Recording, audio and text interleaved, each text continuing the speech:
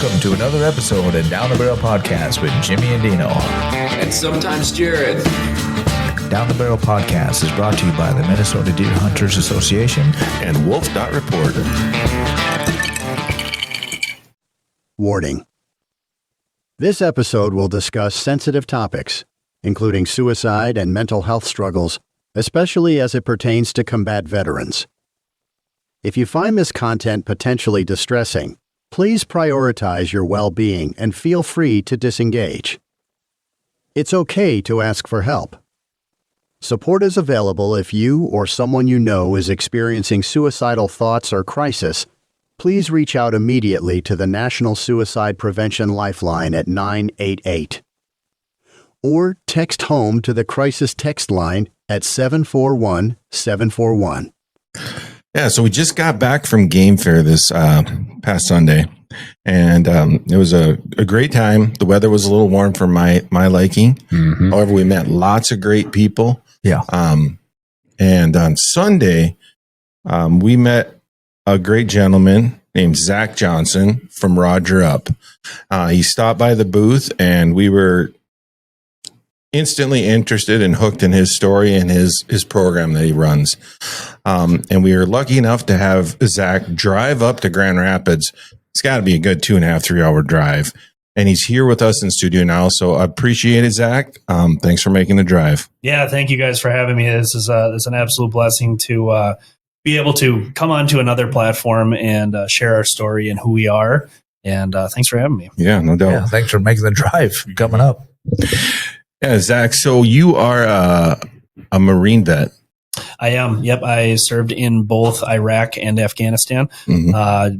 When I was in the rear with the gear, so to speak, I was very fortunate to be in Kaneohe Bay, Hawaii. Oh, such a terrible duty station. Right. Yeah, you're in the best shape of your life. You're kissed by the sun. Oh, this is terrible. So I was part of a combat assault company, 3rd Marine Regiment. Our specialty was beach assaults. So we have a platoon of amphibious assault vehicles, the maintenance platoon for them, and then I was part of the combat engineers. So we would splash, we'd go out about 2 miles, turn around, come back in, hit the beach. And we'd, typically we would have had like Bangalore torpedoes or something like that. We didn't have any of that explosive stuff on the island, but you run the scenario best you can. You assault into the town, and then, engineers, we consider ourselves the tip of the spear. And so we go in first, infantry comes in and runs and guns and does what they do best. Right. Nice. So what island was that on? That was on Oahu. And so, based on all of our shenanigans, they've closed a lot of the bars and restaurants. Yeah, I can imagine. I keep hearing it's not as fun as it once was, but no, we've had, so Kaneohe Bay, Hawaii, and then we would always detach from them, and so deployed twice with 1st Battalion, 3rd Marines. So I am a combat assault company Marine, but I always kind of say I'm a 1-3 Marine because I deployed to Iraq with them, the Karma-Garma area around Bahria, where you heard about Uday Hussein's bathhouses. That's kind of the area that we were in, just outside of Fallujah. And then for Afghanistan, we were in the Helmand province. So we did the invasion of Marja while we were there. Wow. Most fun I ever had being miserable. Yeah, I can imagine. Man. I can't imagine. Right. It's a lot of fun.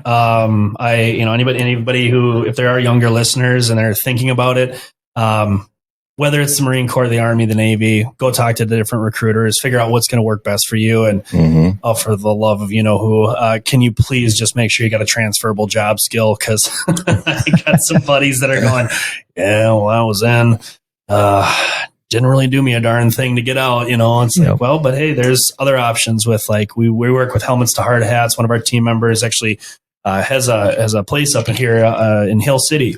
And so he hunts and fishes out on Hill Lake and stuff like that. And so, but Helmets to Hard Hats has been a great program in support of us to help veterans to transition into the trades. And so we're very fortunate to have him as a Roger Up team member. But Justin also is a Hawaiian Marine, and he's an infantry guy, and he never lets me forget it. I bet. Yeah. Well, he always followed you in, didn't he? He was usually behind me, but then of course they're the guys with, the 249s, the 240s, the 50 cals, the big Right. guns. They got the They're good ones stuff. Who, yeah. they know how to rip it up. Right. For sure. Yep. I'm sitting here trying to relate to any of this. It's like I've been to a beach. I've probably made a couple bars want to shut down. Right? The rest of that, I have no relevant experience. Yeah, Right. it's an experience, and that is what it is, because you're sitting there. As a combat engineer, the best way to describe it is we build it and we blow it up. It's either construction from anything. Day one of class is literally, this is a hammer. This is a speed square. This is a Phillips and a flathead screwdriver, because you have to acknowledge that the young men and women that are coming into this may have never had experiences where they're around these tools. We maybe grew up, with dad or grandpa or whoever helping out around the house, doing the handyman stuff. There are people coming in the military who are of totally different backgrounds than some other people, and you have to start from square one. Yeah. And so you break it down. That was the most boring 2 hours of my life. I'm sitting there like, dude, I know. I know how to use a hammer. Oh man, put me on the power tools already. So it's that, but then it's construction, how to build SWA huts, how to build, fell standing timber, to where you've got multiple trees that you cut in a certain way to have them fall and interlock in a way to create a blocking position where if somebody were to pull them, they would intersect in such a way that they'd hook up and basically create their own wall. Patching and repairing, tarmacs for flight lines, and then you go into just this heavy duty mine sweeping metal detecting, because like one of the things that we have to do if it's necessary is clear a minefield. Yeah. And so you have to know what those signatures on those metal detectors are. And that's how we pretty much spent the majority of the time in Iraq. Was we were running around. I got a metal detector in my left hand. I got my M4 in my right hand. My head is down. I got infantry guys all around me. They're watching my cover. And if I get a signature, I tell them to stop, get down. I investigate it, clear it out. I've found everything from air to surface missiles, 155 millimeter mortars, 82 millimeter mortars. We found my squad of the 8 of us found 186 weapons caches in Iraq. Wow. And we were only in second place. One of the other squads, they had a few more than we did, but I walked around with 16.6 to C4 on my back, and it was basically another guy had a bunch of primers, and we'd find it, dig it, one's EOD coming, not for 2 hours, put a stick on C4 on it, blow it. We'd pull the sticky stuff off the back, put it on top the way we thought was good enough. We'd pull pin on it, and we'd go keep walking, set the cordon on it, boom, it blow up, go back, check it. All right, keep going, move to the next one. Wow. Yeah. And it was So what day of class was that? So that was probably about 3 weeks in. We started doing that. So, but it was, school was only 2 months. Yeah. So the first 2 weeks was construction. We did a week of the fell standing timber, and they didn't do the flight line stuff until later on. They do it now. We didn't have any of that. And then it was literally 6 weeks of demolition. Wow. Yep. Where was that when I was talking to my recruiter? Mm-hmm. I didn't get any of that. I think I was actually going to join the Marines. I had a couple buddies go in as well, but I ended up getting accepted to college. Darn. But I was looking at, since I was real big in photography at the time, and one of my instructors back in college, he was a Marine, and he was a photographer and stuff. So I was like, oh, that'd be cool. Well, they go, yeah, you're going to be taking videos and pictures, but you're not going to be, you're not going to be in battle or anything like that. It's like, well, that sounds boring. Yeah, I'm going to be making recruiting videos, and so it's like, I don't want to do that. I want to be up there. I go, can I drive a tank? And they go, well, not really. I was like, all right, well, then I got accepted to college. So, but if I'd have known that, I'd have been like, yeah, sign me up. I want to blow stuff up. Yeah, combat camera, we always kind of joked around with them, and there's some funny videos with there's a gunnery sergeant going I think it was before the invasion of Marja, has a fantastic speech that he does, and then he's like, combat camera, get the out of my face. And he's like, so he just yelling at him, and it's all in good fun. It's all good camaraderie. But yeah, there's probably pretty much kind of like Rick's camera, and you're just kind of in the rear, and you're like, okay, and if you could turn a little bit half step for me, and suck it in a bit, okay, and here's your photo for your meritorious whatever that you're doing. You're going on a meritorious board for promotion or something, and they would take your pictures. That's about it. Yeah. So I'd have been the dork with the camera. Right. Yeah. I mean, I still was a dork with a camera are. for many years, but Right, for sure. that wasn't an option when I was looking at it. Yeah. Hey, if you want tomorrow at work, I can tell you to get the fuck out of my face. You do that every day anyways. For sure. I'm heading out to Wyoming next week, and and when you get out there, like Tetons and everybody, you got these people who have just these mega telephoto lenses, and it's like, can you see the ticks on the thing from there? Like, Yeah. But They're pretty serious. oh, it's all for so they can post it on Facebook or something. Yep, absolutely. Right. Yeah, So yeah, that's the good stuff, right? those were the good parts to it. Right. And then where'd you go from there? So, basically the whole career of the Marine Corps, I went to boot camp. I'm what we call a Hollywood Marine, so California.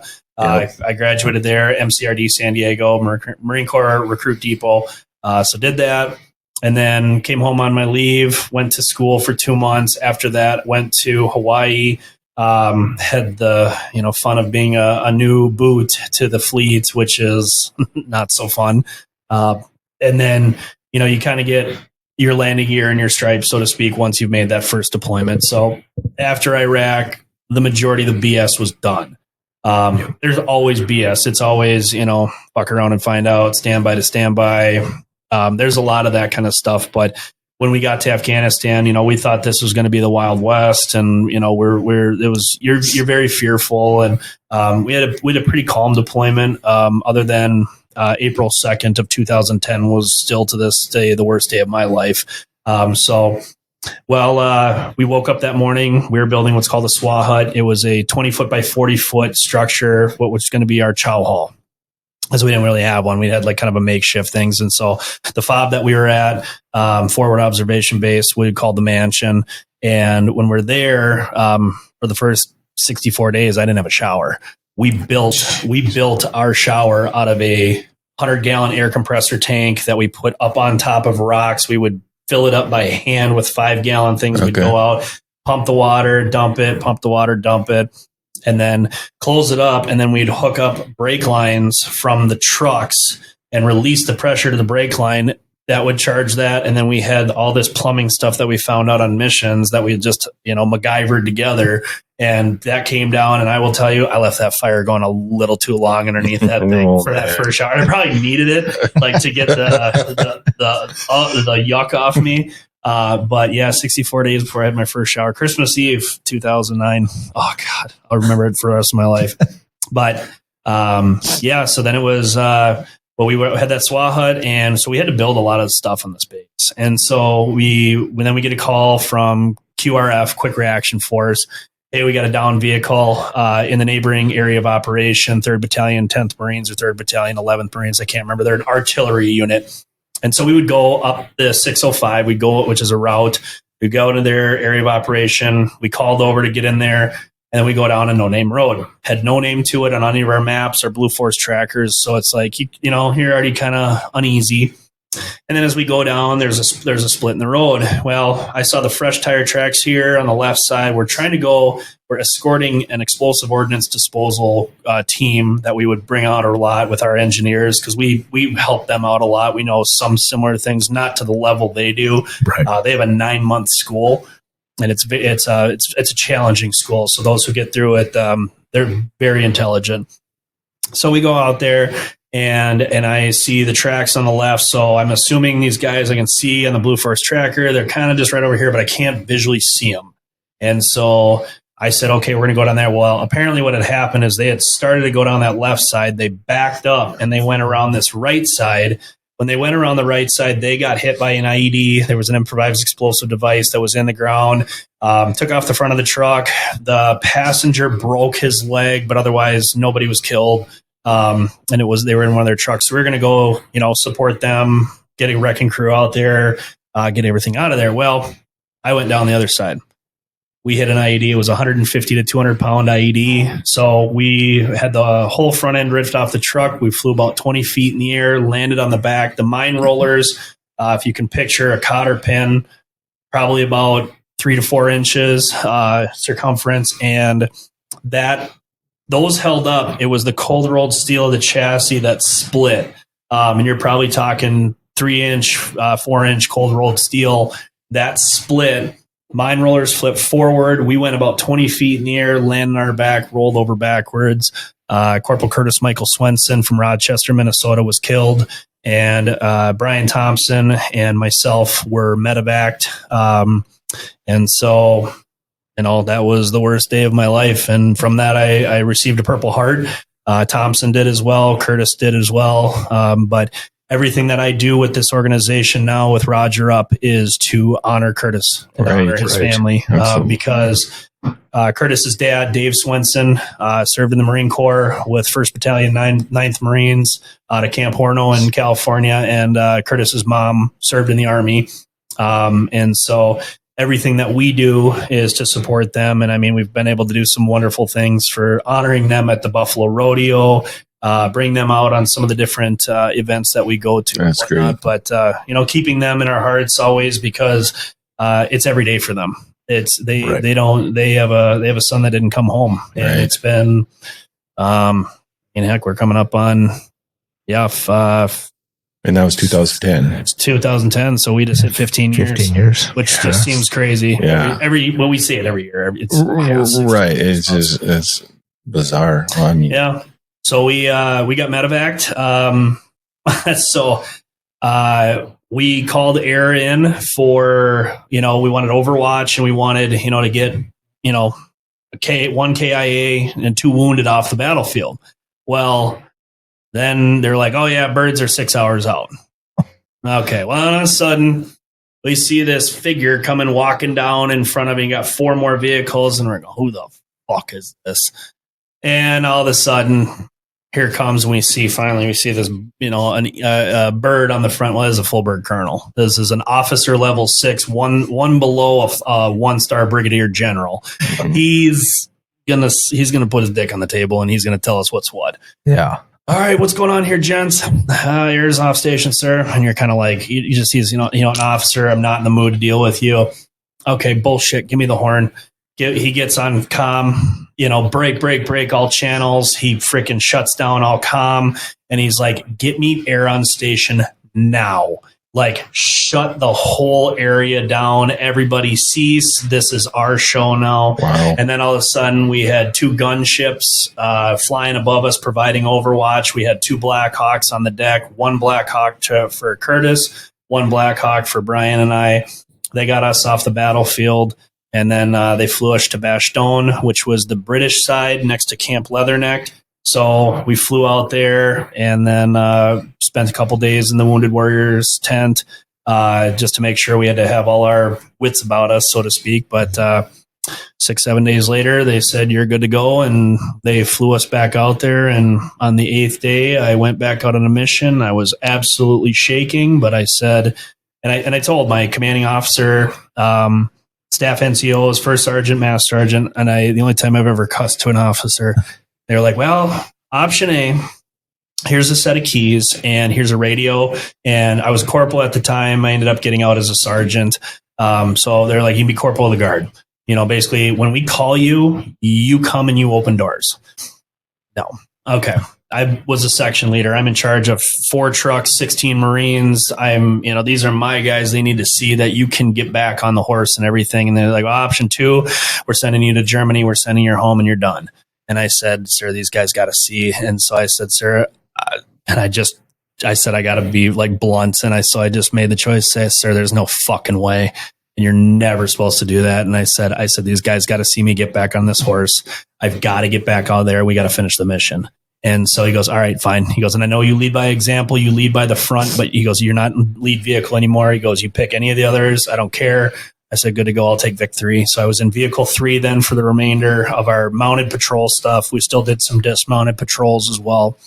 But then I was able to show my guys that we can come back from the brinks of hell, and we can live through these things, and there's going to be milestones in our life that God's going to put at us, and we need to be able to move forward from them in a positive manner. And so I finished the tour, ended up coming home, and then it was an experience, and it was a life-changing experience. Right. So now to be able to move forward with Roger Up is part of that. The term Roger Up was always every morning.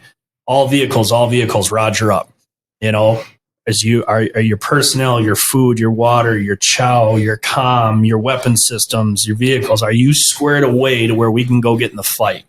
Now what it means is, are you okay? Are you okay with your personal life, with your, marital status stuff, or your child care issues? If you're a single parent, is there anything with being underemployed or unemployed? Is there something where, the employment is affecting you from a mental health standpoint? Is there something that can be helped out with, vehicle repair? There's so many aspects of things that we get thrown at in life on a regular basis. So how can we be of service to that to help you with your mental health? And so then to be able to Roger Up to us means, you're living life, liberty, and the pursuit of happiness to the best of your ability. And we want to be able to assist in that. Absolutely. So what point when you got back, did you switch to the Roger Up program? I mean, what brought that on? What the term is a Marine, sailor, soldier without purpose, or idle hands, or dangerous hands. Mm-hmm. I felt like I really struggled in those first 2 years being back. Truth be told, I had that 9mm cocked and at my temple on 3 different occasions because of survivor's guilt, and also because of no purpose. I wore a uniform. The hardest basic training that the United States has to offer. I'm very proud to be a United States Marine. I always will be. Once a Marine, always a Marine. And to be able to go, okay, but now if I don't have a uniform on, how can I be a Marine? So how can I be of service? So that's where a lot of our men and women struggle, is because we're bred into service, in serving our country in any way of shape or form, same as our first responders are, whether it's police, fire. I mean, you see, at the game fair, how many firefighting shirts did you see this last 2 weekends? I can't even count. So, and the sad part is with our law enforcement, they don't showcase that as much because there's a different connotation to that. And it's very unfortunate, but there could be some hatred that's around them, or they can be targeted and they need to be safe. Right. But that doesn't mean that they don't go through the same struggles and the mental health things on a regular basis. So basically what I did was, for the first few years, I was in college. I went to Dunwoody. I got a degree in construction management. So I was very just focused on that and working, and then I guess trying to find the place. But those first 2 years were a big struggle. And I'm glad I'm not a statistic, because I felt like had I done that, then the enemy wins. They would have had one more tally on their chalkboard, for against us. And I didn't want that to happen. So 2016, I had my very first meeting.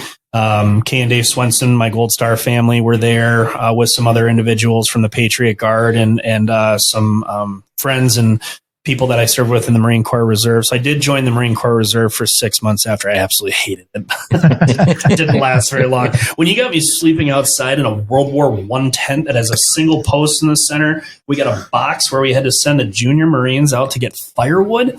And it's February, and I'm sleeping in the snow. I'm going, where the fuck am I? So this is sleeping in the snow in Minnesota in February. In February, mm-hmm. In Minnesota. Mm-hmm. Oh wow! Mm.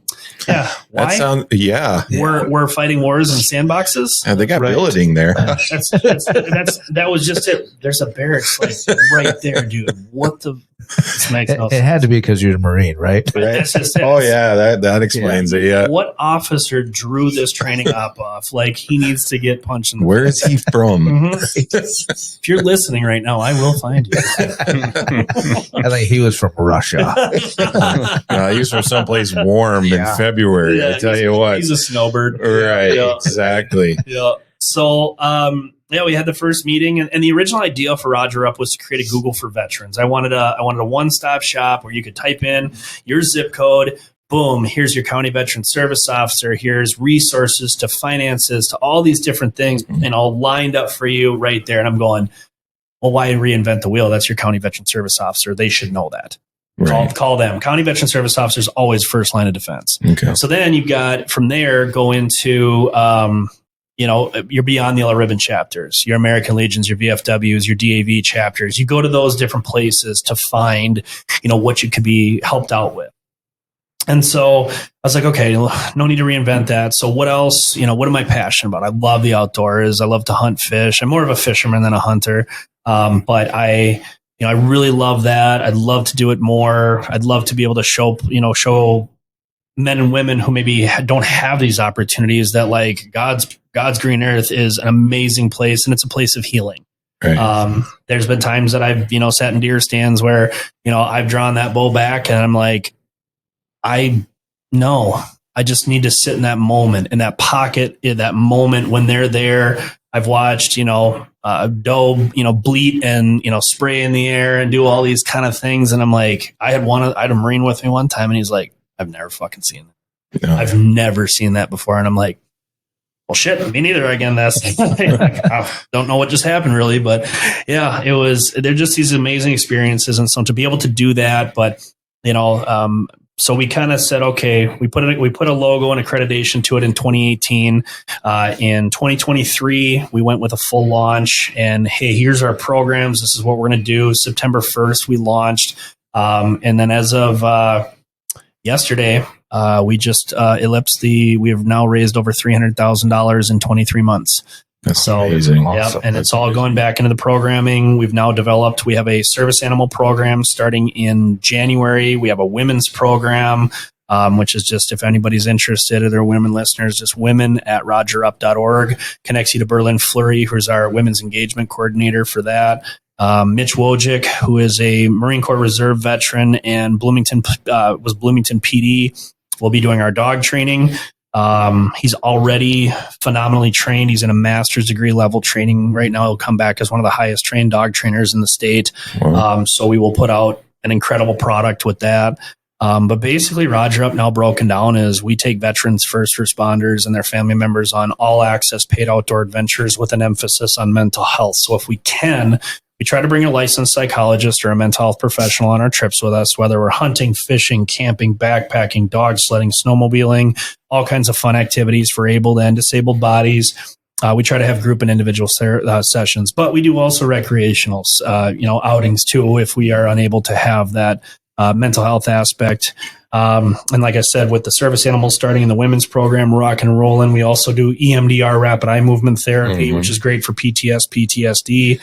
We have equine assisted therapy. We do EAL and EGALA therapies, as well as riding therapy. And then we just started a cattle cutting team that we're putting together right now with Freedom Farm down in Waverly. And then let's see. What's the other one? Oh, we have a faith and fitness team to help with personal training, dietary needs, as well as faith, spirituality, and spiritual growth. So we really just wanted to thrive to be the first line of defense for mental health and to be more that than the outdoor adventures. The outdoor adventures a cherry on top, but really we want to be in charge of the mental health stuff. And so as I complete my master's degree right now, I start school next week, my second year. I'm getting my degree as a LPCC, clinical mental health counselor, so I will be able to do the group and individual therapy sessions at that point. Wow, that's great. So yeah, it's a big undertaking, right?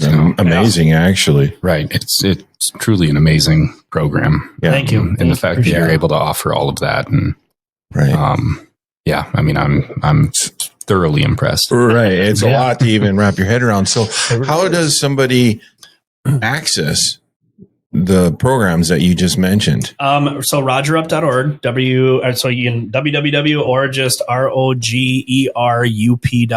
We have a Facebook page that they can follow on there. That's where we post a lot of our events. So we have 2 Second Amendment bingos that'll be coming up for fundraisers. One's in Buffalo, one will be down in BFW in Rochester. But then also just from the outdoor stuff, I mean, I've got right now on the books, I have 2 pheasant hunts, a possible deer hunt down in Mabel.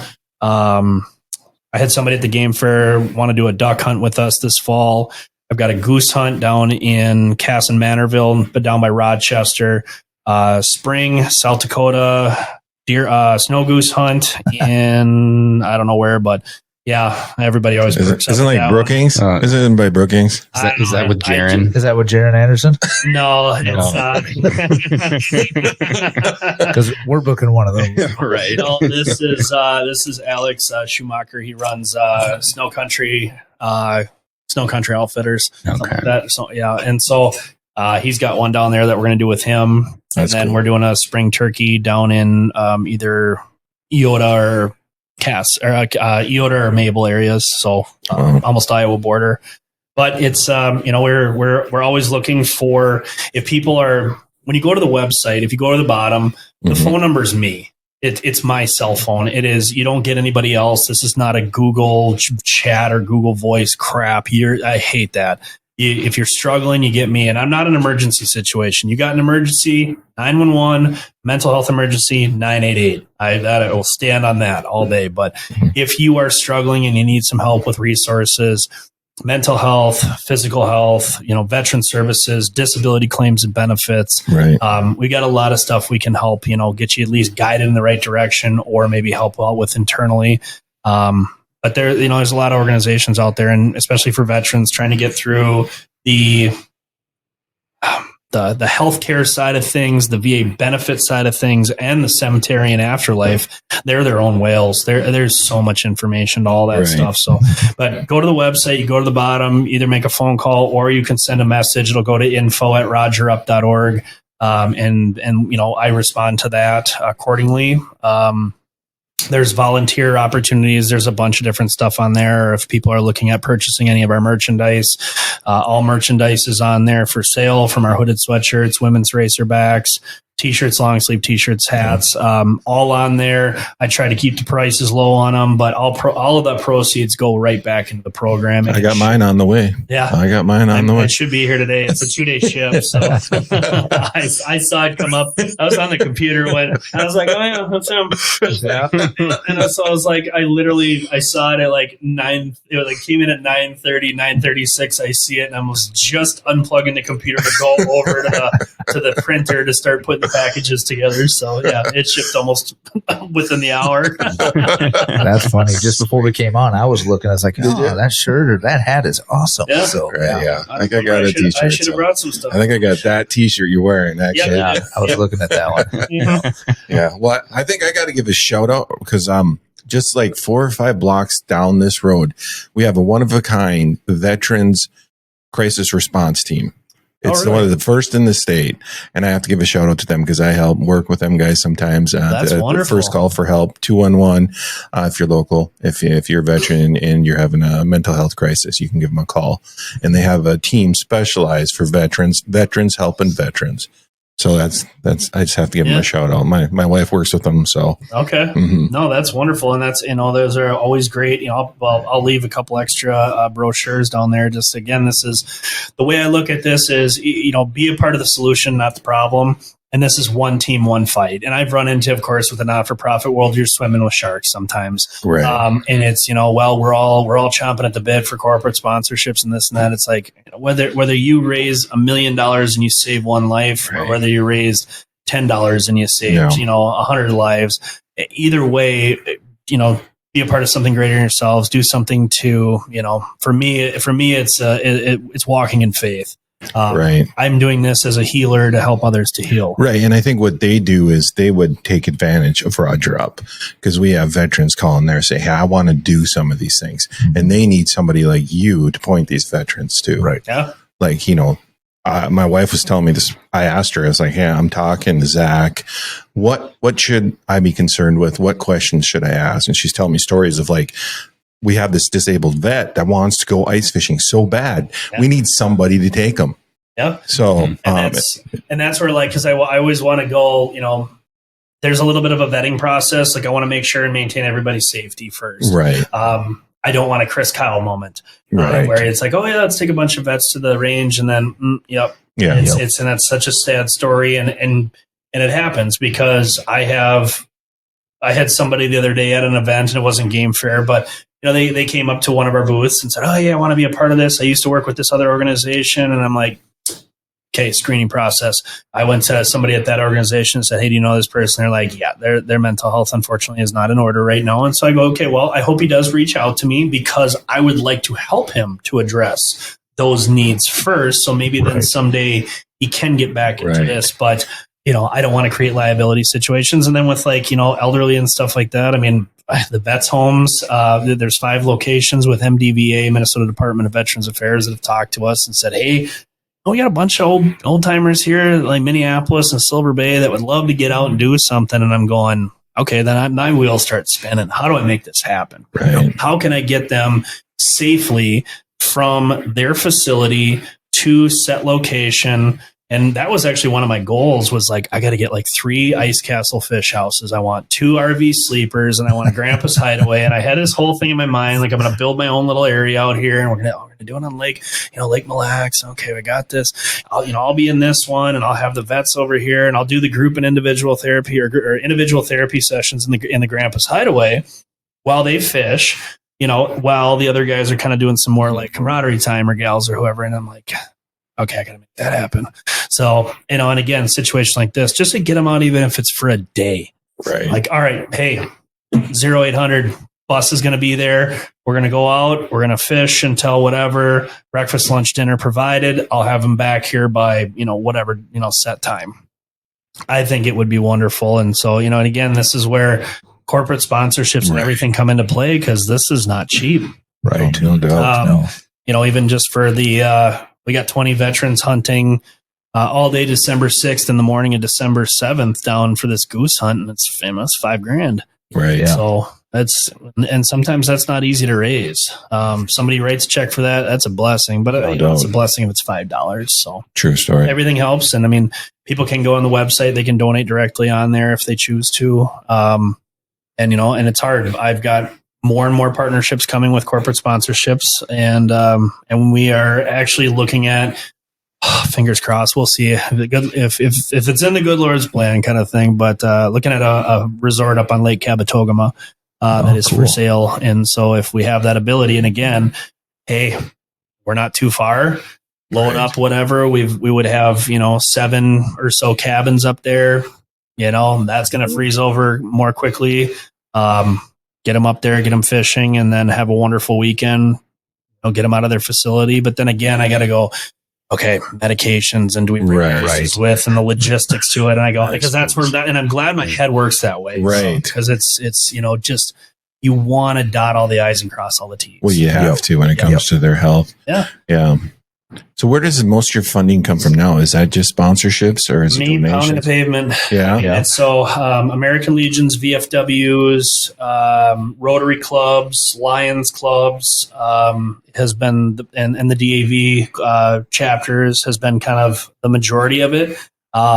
We had an absolutely wonderful donation from Adolphson and Peterson Construction, who was a former employer of mine before I went into the veteran service stuff. Donated $50,000 to us last year.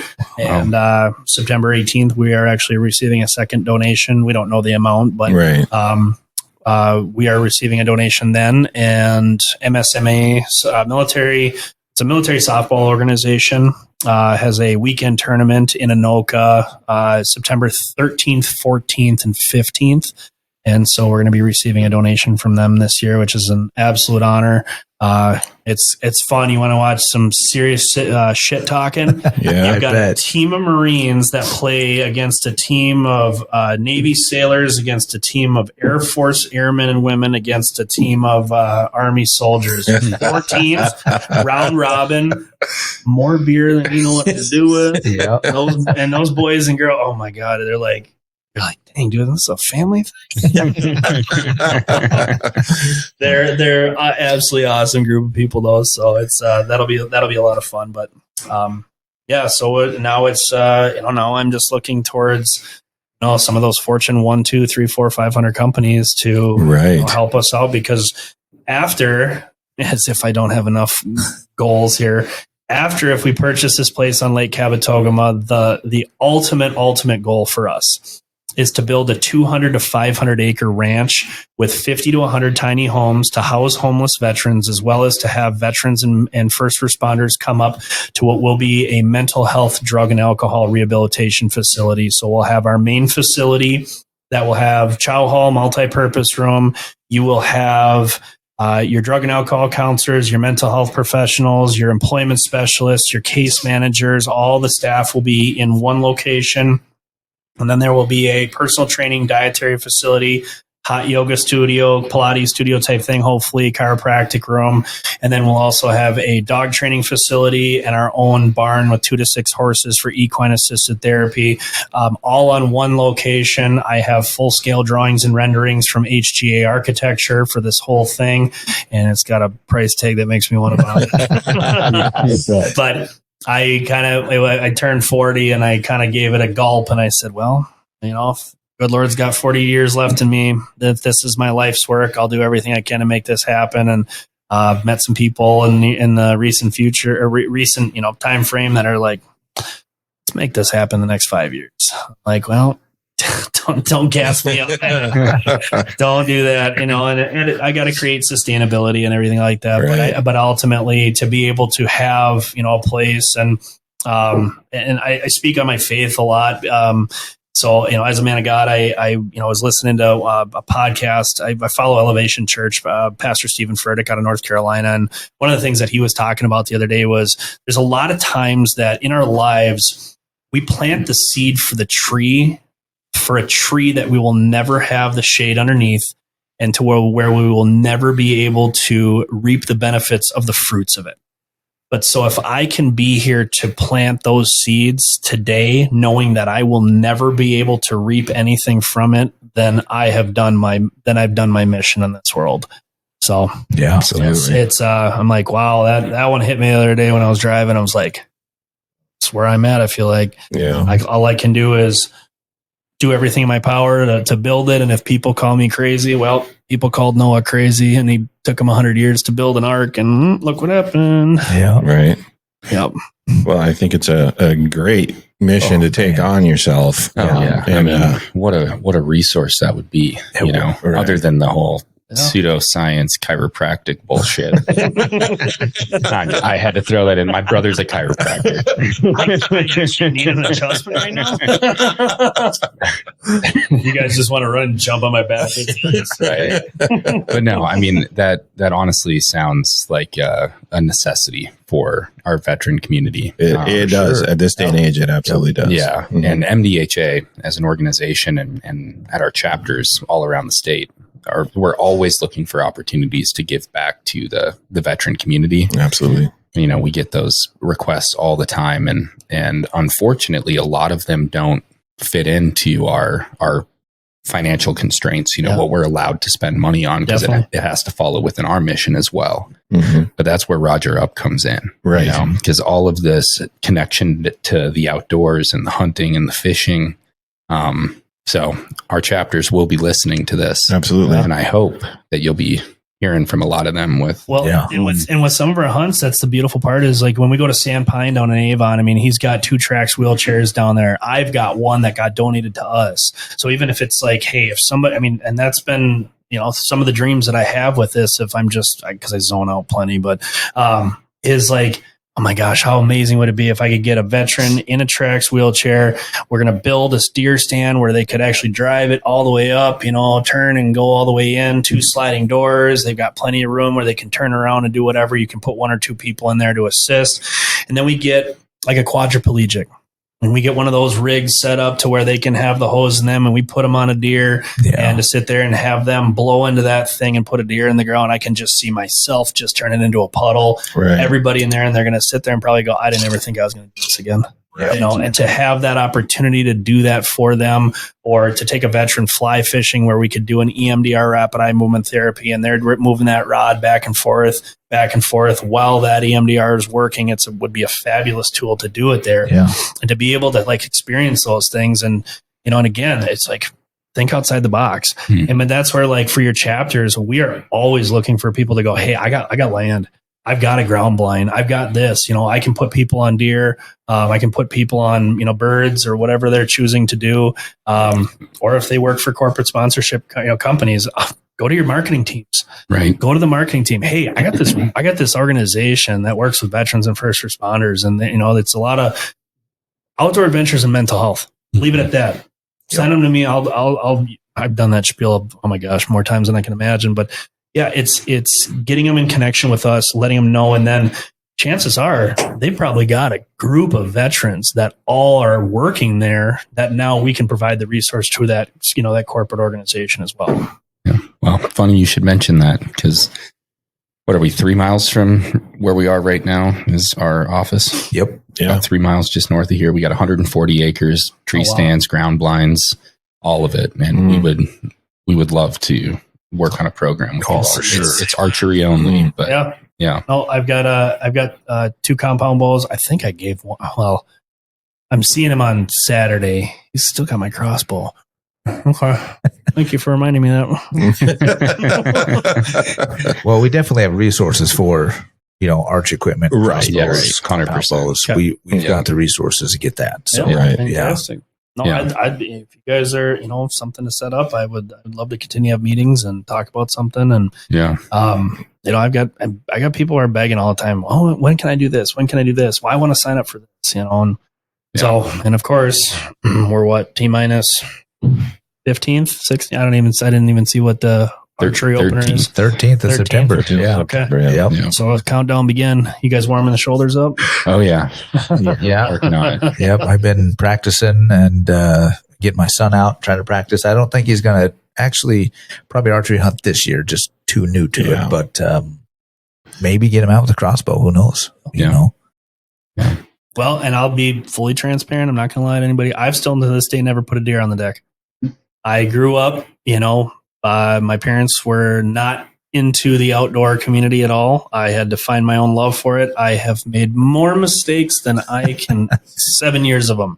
Right. But that's where, and they're my own faults, to not controlling my breathing, to scent control, to wind, to not, planning ahead or proper planning to where I'm going to be and what stand at what time of day. All these different things that I have no knowledge on. Yep. And so to be able to bring them to, folks like yourselves and to go, wow, we'd love to do this. And it's like, well, I'm going to learn how to do this. Just like even with like the horseback riding and the cattle cutting, I barely know how to ride the dang horse. Right. And now we're cutting cattle. Fuck it. All right. Well, let's do this. Exactly. So I just want to keep absorbing everything. And I want to give others like myself who maybe grew up in a place where, I'm a Southwest Minneapolis high school graduate. Like and that's, we didn't grow up with that. But then the love that I have for the outdoors now is like why I moved out to where I live now. I bought a house on a lake and bought a pontoon boat so I can fish off it. I can bring people out there, and that's my speed. Yep. So I want to show other people this life because I know they're going to get hooked on it. And if they're battling their demons, if they're battling against drug and alcohol, boy, this is more of an expensive hobby, I feel like. But it's healing too. It is. Right. At least it's a good kind. Yeah. And there are resources, right? Right. To absolutely. get over that initial barrier. Right. But no, so I just, I would love to get more into it, and there will be a day and a time, and but there's, like I said, there's also been times where I've been drawn back, and I'm just like, I love the moment, I love that pocket. It's so therapeutic to me, and so that's been some pretty special moments with veterans and other people, and it's been a great time. Right. Well, and I think even as a true hunter, we all have those experiences. We're like, do you really want to, take that animal or whatever? You don't want it to end right here. Exactly. I want to observe, right. So I think we all have that experience. Obviously yours is a little bit more different, but we all have that spiritual idea as we're in the woods as true hunters. 100%. Yeah. Absolutely. And again, just, put others onto because it's an addiction. It's, you look forward to it. You look forward to the openers for the different seasons. You look forward to the camaraderie time with family or friends or boys weekend, or, even for this stuff, like, hey, we're taking a group of, women veterans out who they have no idea what's what, but hey, we're going to give it a go. Yep. Yeah. And I think as hunters, we all know that deer camp is, the big draw. The camaraderie between hunters. That's our and Christmas. the time. Oh, absolutely. It's like the time you spend with those guys at deer camp is amazing. Yeah. You probably know Joe Schmo's making, whatever, something, and you're like, oh my God, I only get it once a year. But the way he makes it is just comatose after that one. We used to have that when we go to Camp Ripley for the archery hunt. Right. We would only see this group of guys once a year. Yeah. Yep. And that was our deer camp. We take the campers down into Camp Ripley, which is a whole different animal of hunting within itself. But same thing. My wife would make chicken noodle soup. This other guy, he would make chili. And I mean, it was just so cool because I didn't have deer camp growing up. Right. Till I moved up here. And then, Camp Ripley was our deer camp. So it's just pretty neat. Yeah. And then we, the three of us, it seemed if it was turkey camp, we went pheasant hunting, and that's the thing is to have that camaraderie with each other and hunting and everything. So, and that's where because if I've got somebody who's struggling, I've said, hey, 2 months, I got a hunt you can go on. Yep. They may look forward. They may hang on to that glimmer of light, that special thing that they get to do. They may hang on to that for that 2 months, and that might get them over some hurdles that we didn't know that they were battling. Yep. Right. Because for a lot of us veterans, first responders alike, there are demons in there, and they talk. Some guys they talk to us, and it's like because war is hell. Yep. Period. War is hell. Yeah. For sure. You didn't think that people could do that to each other, but when you see it, it's not like the movies. Right. So you've lived it. So. Yeah, and I think obviously coming from us, we're more of the hunting crew. But I mean, I think that little, like you said, that little bit of light there. I'm going fishing, I'm going hunting, snowmobiling. That is something to look forward to. It occupies the mind. Right. I mean, because how often are we like off on these shoots looking at, hey, this piece of equipment, that clothing, this hunt, we can watch this on YouTube. It occupies the mind. And I think that's a gift to give to somebody. Absolutely. I mean, my wife may not agree, but. Well, no, I think you're exactly right. Because like from the moment, you walk up, you put your hands on that deer. Right. You're thinking 12 months till I get to do this again. Exactly. Yep. And I'm not battling demons like these vets are. Right. So to be able to give that hope and those opportunities to them is truly inspiring. Well, yeah, it's been a lot of fun, and I've been with other organizations as a volunteer where the DAV down in Rochester puts on a phenomenal deer hunt down there. Camp Ripley just announced it and put out all its information for its disabled vets, deer hunt, and and so there's plenty of people out there that are doing it, and it's there's some fantastic organizations out there, and do your homework on them. Some you want to be careful. Like if you're, maybe a friend of Bill W. and you're in sobriety and you're trying to stay sober, make sure that's not a recreational trip. A recreational trip may put some challenges in front of you. So make sure you're going in the right place. And that's where we want to create a spot of whether the person is, in sobriety or battling something, that we created, more of a safe space for them to be able to experience this. And, for me, it doesn't matter. I can go a couple days without a beer. That's no problem, but that's me. Right. Now, the person to my left or right, they may be 6-7 days a week, and it's like, this is not a good idea. Yep. Right. Yep, so, exactly.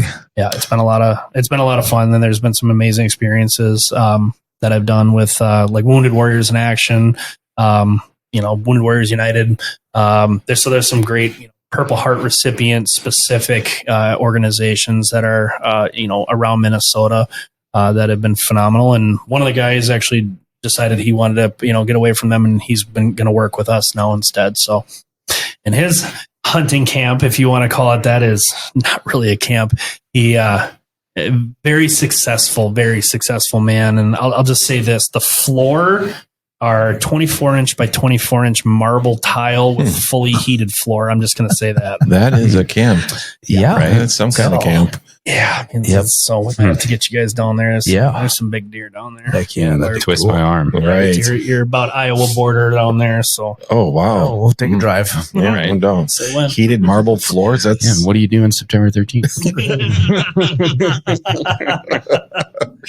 I'll be at MSMA sometime. No, and I just I think back to to getting the getting veterans out and doing the hunts. And you talked about, going in a track wheelchair. Well, my father-in-law, he was an Army vet, and he was in the VA in St. Cloud, later in life and whatnot. But if he could have got out, a few more times hunting, that I was unsuccessful to take him out in. Yeah. But a program like yours would have been, awesome for him to be able to do. Well, so let me ask you guys this. Let's go around the horn with this one. Because I asked all my hunting and fishing liaisons when I first brought them all together, I said, tell me who you are, tell me your name, branch of service, let's get to know each other, whatever, blah, blah. And then I said, tell me your dream hunt. And of course, most time you go around the room and Dall Sheep, Alaska. Mm-hmm. Yeah. Okay, dude, I don't got $45,000. We're not there yet. But if you guys had that opportunity where I said, hey, we got a great partnership with, Down the Barrel. We got a great partnership with, you guys' organization, the chapters, and if it was outside of Minnesota or inside of Minnesota, what is something that you would love to go and say, hey, Roger Up's going to, allow me to go with this veteran on this type of trip? What would you choose and where? Can I say Alaskan Dall Sheep? I don't know. I've been really wanting to do a caribou hunt. Oh, there you go. Recently. You've been talking about I've had that. a few people. Yeah. We've actually, one of the organizations that we were with, Patriot Assistance Dogs, she's from Detroit Lakes, and her team member was fishing in Alaska while we were sitting in the at the game fair. So, hey, look, 35-pound halibut. Hey, look, and you're like, cool, it's hot out here. Oh my God! That like how they're fully clothed and it looks cool, looks wonderful right now. But, so then they were like, yeah, this organization actually can like do some of that stuff with the caribou. So like when you said that, I was like, oh, well, could maybe happen. There you go. So I feel like I'm living in a playground sometimes now. And I'm like, speak it into existence, figure out a way to make it happen. There you go. So caribou. All right, check. Honestly, probably getting an elk with my bow, in Colorado or Wyoming, Montana, any one of those states, but getting an elk with the bow. And honestly, for me, it doesn't have to be a huge elk. I mean, just a simple, 5x5 or something would be sufficient. Sufficient. There you go. I mean, it don't have to be big. Hey. In I guess So your wife says, right? She's used to that. Sufficient. It's sufficient. It's sufficient. It works. We can go down that rabbit hole, but that's Right? Yep, it works. Oh, I'm actually going out to Wyoming next week, so I might network for you a little. there you go. Nice. I'll be in Jackson Hole, Wyoming, a week from today. Oh, I love that town. Yep. So going to be out in Idaho for a little bit. Tetons in Yellowstone, but Sweet. yeah, we'll see. Yeah, they got elk out there. Oh man, and then there's nothing better than elk jerky. I'm sorry. Yep. Nice. Yum. Nice. Yep. What about yourself? Mine would be a Yukon Moose River hunt. Ooh, Yeah, that would be cool. That would be mine. That's big, but But that'd be, some of those where you see them, float the Yukon. right. And they do the whole, build a shack on top of it, live on it for a while, and you're self-sufficient for X amount of days. Exactly. Drop me off out there and let me go. Mhm. Yeah. Mm-hmm. Boy, that'd be something else. Yeah. And again, it's just like, that's where I want people to have those moments of going like, this is an experience that I've dreamed about. Right. And it may not always be, but hey, if there's a corporate sponsorship that says, hey, you know what? We want to write you a check for $100,000. I'm going to sit there and go, okay, cool.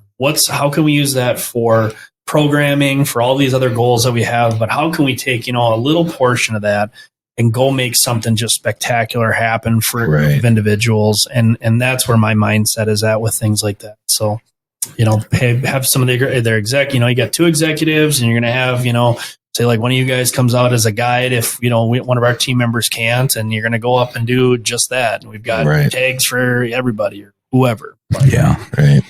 So when you, Well, hold on. go ahead. What's your dream hunt? Oh yeah. What's mine? Yeah.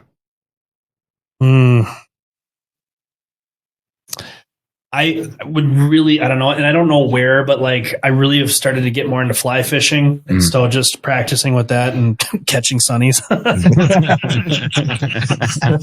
It's a start. Yeah. That would be, and then I've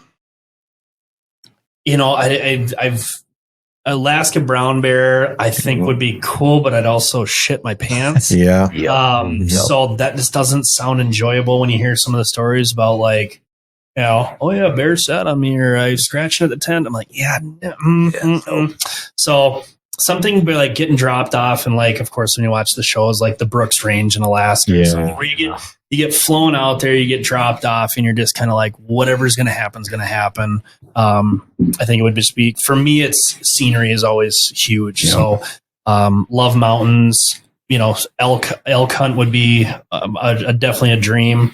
But yeah, I would say probably elk or something in the Brooks Range. Yeah. Well, and you just said you're going out to Jackson Hole area. Yep. You bringing the fly rod? Probably not. Okay. Well, you need to change that plan. It's going out for the girlfriend's weekend. So 2 days in Idaho, and then she's never been out there. So she likes to paddleboard and do all that stuff. So I was like, I don't know if I'm breaking away for any of that kind of stuff. So I'm give her a life jacket and a paddleboard and go fishing. That's kind of where I'm at. Or else just like, just go upstream when I see it coming by. Right. There you go. I have never had better fly fishing than in the Wind River Range. Just up like around from Jackson. For Togety, up by Togety? Nope, it would actually be on the southeastern, more eastern from Jackson. Yeah, there's some opportunities like there's a turkey hunt out in Hewlett, Wyoming. That's a lot of fun. And it's a Old West turkey shoot. So they bring veterans out there, and they've asked us to like help out with like veteran stuff as well and whatnot. But that's like, we're a 2-man team. We got a guide, and then so if we said, hey, we want to have like 1, 2, 3 guides, we're going to get 6 veterans out there. You get 2 shotgun shells for each veteran. And then they get to sit there. They have to take their first shot. If they hit their turkey, that gets you more points in the overall score to things. If you come back and say, here's my second shell, I didn't use it. But puts you on some beautiful Merriam. And I was my first turkey that I did out there. Now, I was a dumbass. I was low crawling. I'm thinking like, I'm going to sneak up on him. I'm going to do this. I'm low crawling. And then nobody's going to yell at me. And it's like, you do realize it's May and the rattlesnakes are waking up. And I'm like, I didn't think about that. So here I am in this tall grass, and I'm low crawling up. And I'm like, I'm going to get this fucker. And I need to go over the hill, and I jump over. And if I would have looked back, there was just this ridge of like perfect area where they would have, probably been rattlesnakes at night that would have come out and sunned themselves. Yep, jumped right over that, ran to the bottom of the hill, and then low crawled all the way up, just sweat like crazy. Ended up getting it, of course. I hit it. It didn't move, and I went, shit. Reached in my pocket, grabbed a second shell, just put a lead on it, hit it, got it down, and it was like, 24.2 pound bird, 1.5 inch spurs, 8.5 inch beard. Nice. But I'm like, I kind of got spoiled on that. That's first bird. Like, we don't have that here in Minnesota. I was going to say, what, have you gotten one here? No, the hard way with the vehicle, sure, but that's always fun. A couple pheasants that way, There you go. No, but it's, again, this is where with the chapters and everything like that, beyond just deer hunting, if there's opportunities to come out, help us out, right now we have 3 liaisons. All Marines, coincidentally, right now. So good luck. We're they call us crayon eaters. So we're apparently short bus window licking crayon eaters. Yeah, but you know what Marine stands for, right? Muscles are required, intelligence not essential. Muscles are required, intelligence not. I'll have to remember that. My nephew's a recruiter here in town, so I'll write that one down for you. Like, hey, come here, or else just go get a pack of Crayola crayons and be like, "You hungry?" He'll be like, "You." I'm doing that on Thanksgiving because he always comes over on Thanksgiving. So go to the grocery store, and they make like Crayola ice cream now and stuff like that. They do, yes. Yeah. And it's like, they'll be like, speaking my love language. Totally doing that on Thanksgiving. Yep. Again, there's lots of opportunities for you guys. So, we want people to come and be a part of this. This is not a, lead from the front. This is everybody come in and be a part of this family.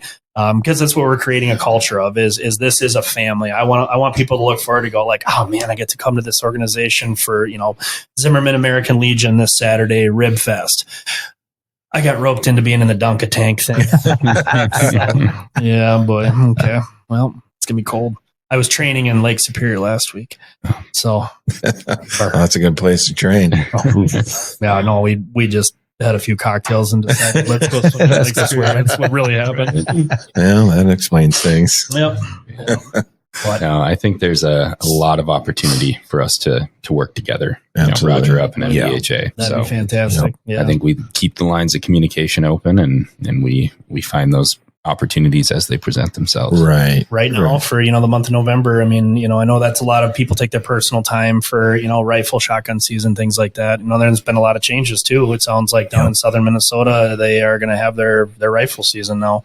Not this season, but yeah. One more season. Okay. So one of our team members said, we're kind of waiting to see what was happening. So I didn't know if there was a thumbs up to it, but that put one of our events down there. Cause it's like, well, we got to see what happens with down here. There's a lot of stands that are a little close together down there. Right. Yeah. So, safety's paramount. And so it's like, well, but whatever we can do, with y'all, even if you guys just want to, come out to a Second Amendment bingo and just come have fun and talk about who you are as an organization, put a couple silent auction items in there, and then I'll hand you the microphone and talk about who you guys are and what you guys do. Find more people to be a part of more things. I think the blessing in all this is giving people opportunities to find their niche I want to be a part of something greater than myself.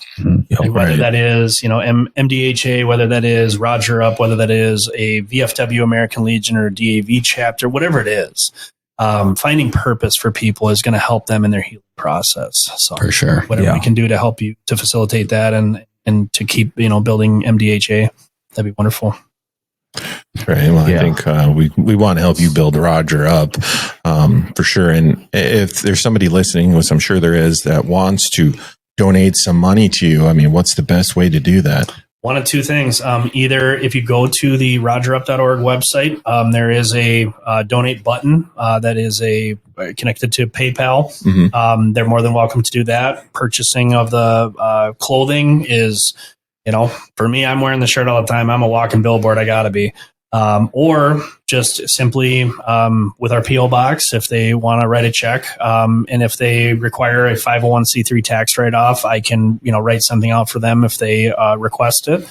But that's really the best ways to do it, or just come out and volunteer. And again, at the website, there's a tab that I want to volunteer. I heard you, on the podcast or wherever, it's always nice to know where you heard us from so that we can get some, background analytics to this and then be able to go, okay, this works. Great. So those are the best ways. Mm-hmm. Yeah. And I just want to give a shout out to you, Zach, because you're doing a great job. I mean, and your excitement or whatever you want to call it is infectious. I mean, we got it right from the get-go when we met you down at Game Fair.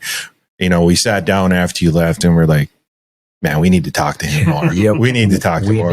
And that's why we hiked down there. It's like, all right, let's go see if he wants to be on our podcast, because this would be perfect. I say yes to all these opportunities, and whether they're a slam dunk or whether it's a layup or whether it's an air ball, it's like to take the opportunities and to be given the opportunity for a platform. So thank you guys all for that. I really appreciate the time, effort, and energy that goes into all of this. I want to speak with passion in this because I know that I shouldn't be here.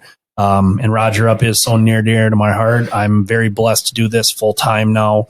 And I can't wait to see where it takes me. And I just want to bring everybody along on the journey, because it's going to put us into places where I'm going to be sitting on a ridge in the Brooks Range. Right. There you go. Yep. Exactly. There you go. Talked about this one on August 20th. Yep. Oh, that's amazing. Yeah. No, I think you're going to do great. Yep. I love all the ideas, and we only wish the best for you, and hopefully that we can work together going down the road, doing more things together. Any which way we can help, we'll find a way. I would absolutely love that. Absolutely love that. Me That too. sounds like a great time. Me too. Yeah, for sure. Well, it's over an hour now, guys. So we can probably you got to drive all the way back down tonight. I'm driving 3 hours back down. Okay, which is fine by me. Right. Mm-hmm. So, I mean, and do we have anything else you want to cover? Anybody else want to shout out? Other than to all the crayon eaters out there? Semper Fi to all my Marines. There you go. Hate every one of you equally. No, you guys, the biggest thing is if you are listening to this and you feel like you're struggling, don't suffer in silence. Ask for help. It is okay to not be okay. And, there is a purpose for you. Whether you want to believe that you're here for a reason or not, let us help you find it. And you may not be the answer tomorrow, but somebody's listening right now that is hopefully in tears going, God, I needed this. Right. Yep. And, there's those of us out there that, we want to show you a different way and something to do and give you a little bit of light, Yes. If you're saying you're not alone. You can come join a deer camp, somebody, or a fishing camp or whatever it may be. Yep. There's a spot for you. Yep. Mm-hmm. For sure. There's always a place at our table. So give Zach a call. His phone number is on the website. Yep. 612-239-3257. Right. So check out. That really is the number on the brochure. I know. He puts it out there for everybody. He wants to talk to you. He wants to help you. And if you talk to him, he's infectious in a good way. I don't mean that in a bad way. I mean, maybe, but you're gassing me up, man. Keep it coming, brother. Yeah. But no, we really appreciate it. Thank you for your service, and be sure to check out. Absolutely. Thanks for the story. Be sure to check out rogerup.org. Right. And if you get hungry on the way home, I think they have crayons at the gas station. So I got to tell this last story. Air Force veteran, she freaking got me. I actually saw her yesterday at this event that I was at, and she still has the best dig I've ever had taken at me. It was birthday a couple years ago. Hey, I'm in your neck of the woods. And I said, all right, fine. Hey, here's a pack of beef sticks from McDonald's Meat Markets in Clearwater. Good place, good meats. Okay. Yep. All right. Cheese sticks, McDonald's Meat Market. Good gift. Mm-hmm. I shake the next one. I know it's going to be a pack of crayons. Like, when I know this, he goes, you take a million guesses right now. I promise you, besides the fact that, yes, it's crayons, you're never going to. I said, all right. I open it up, and I welled up when I opened it. She got me a pack of 24 all Purple Heart crayons. And I'm like, no way. And I literally I was just dumbfounded. I'm just welling up. I'm like, this is meaningful, but it's also the best shit talking shit I've ever had. And I'm like, fucking Air Force. That's so smart, right? Exactly. Literally it is too. It's so I call them Chair Force. Yeah, it's they're smarter than us. Okay. Where do you even get that many purple crayons? She's like, they sold them on eBay, and I'm like, I wouldn't have even thought that. That's awesome. That is awesome. Yeah. Awesome. Well, thank you again, Zach. Appreciate it. Thanks for driving up. Yeah. And vets out there, rogerup.org. Check it out. All right. Thanks. Appreciate it. Thank you guys for having me. The Minnesota Deer Hunters Association has been building our hunting and conservation legacy over the past 40 plus years through habitat, education, advocacy, and legislation in Minnesota for Minnesota. The Minnesota Deer Hunters Association and wolf.report proudly sponsor this podcast. However, please note that the opinions, topics, and guests featured may not necessarily align with the views, beliefs, goals, or mission of our sponsors. Dead Nuts Outdoors, creators of the most realistic 2D archery targets on the market. Practice how you hunt. Hit it dead nuts. Visit deadnutsoutdoors.com to gear up. Minbow, member-driven, bow hunter focused. Join today at mnbowhunters.com.